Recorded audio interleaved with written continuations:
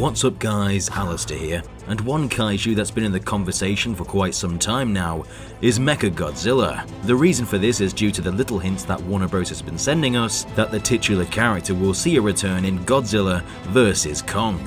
So with this character potentially returning, let's take a look at the ways it could be stopped. Would EMPs work on MechaGodzilla?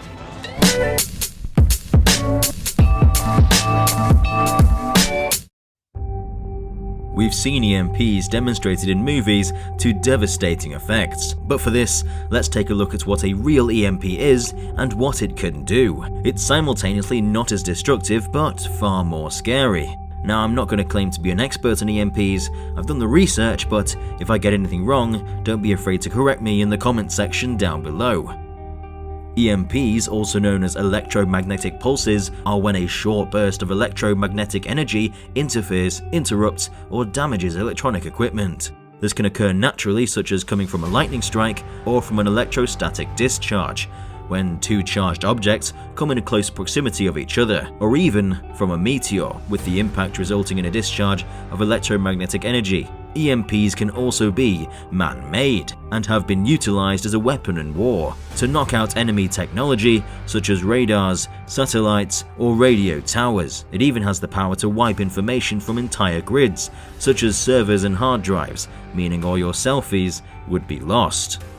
There are varying levels of EMP, ranging from strong to weak, fast response to slow response, and wide range to local range, but for this case, we'll use the strongest and widest EMP humanity has in its utility, to stop a rogue MechaGodzilla from attacking the city.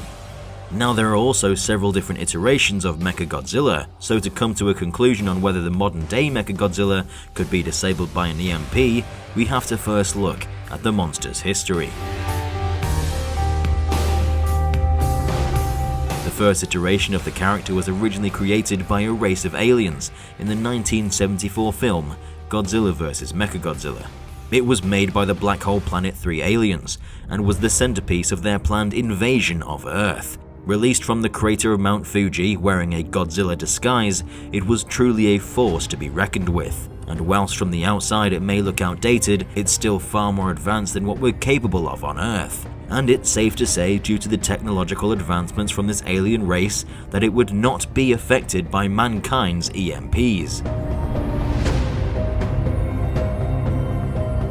UX-0293, also known as Super MechaGodzilla or MechaGodzilla 2, was vastly different from its predecessor, this time being made by humans at the United Nations Godzilla Countermeasure Center, instead of aliens. The reason mankind was able to construct such a technologically capable machine was because they reverse engineered it from parts of Mecha King Ghidorah, salvaged from scraps left by the future humans called Futurians. Due to the fact this is made by humans, it would most likely be vulnerable to EMP attacks, though with proper protection, it would only cause slight damages and would need to be shut down for repairs only briefly. But in a battle against Godzilla, that brief moment is all it needs to take you down.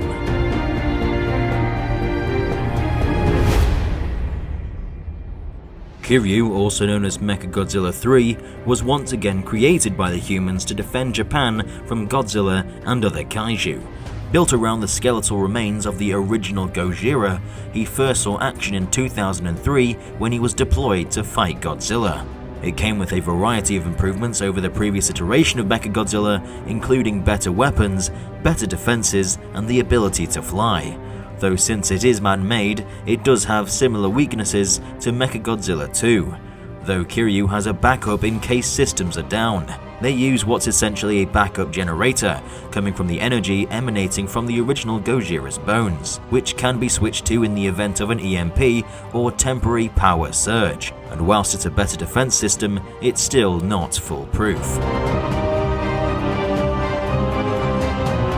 The next iteration of MechaGodzilla that we saw was MechaGodzilla City, but since this is so different from anything we've previously seen, I'll just quickly run through it. Constructed by mankind in 2046 to fight the monsters that were taking over the world, it was outfitted with the most powerful array of weapons ever seen on MechaGodzilla.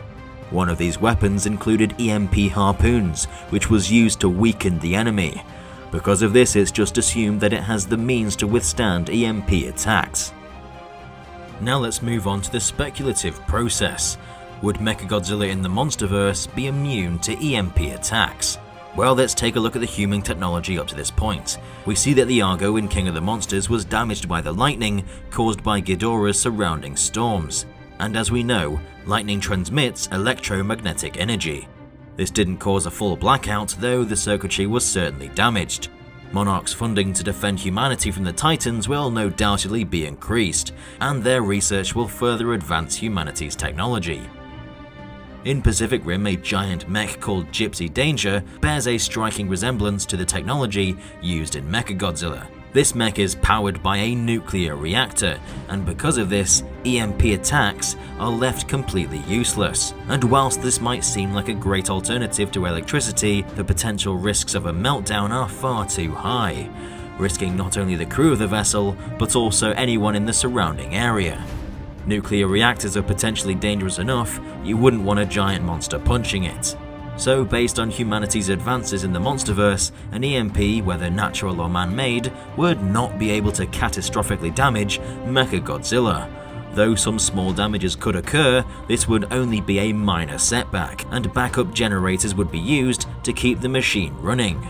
But also like MechaGodzilla City, this machine could potentially have an EMP attack of itself, as the Muto demonstrated that EMPs can weaken Godzilla, preventing him from using the full force of his atomic breath, which would of course come in handy during combat. So to conclude, based on mankind's technological advancements in the MonsterVerse, it's safe to say MechaGodzilla would not be affected by EMPs.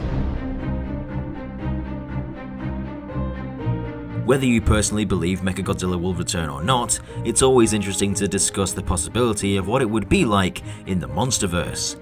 So what do you think? Would you like to see MechaGodzilla in the MonsterVerse? Let us know in the comment section down below.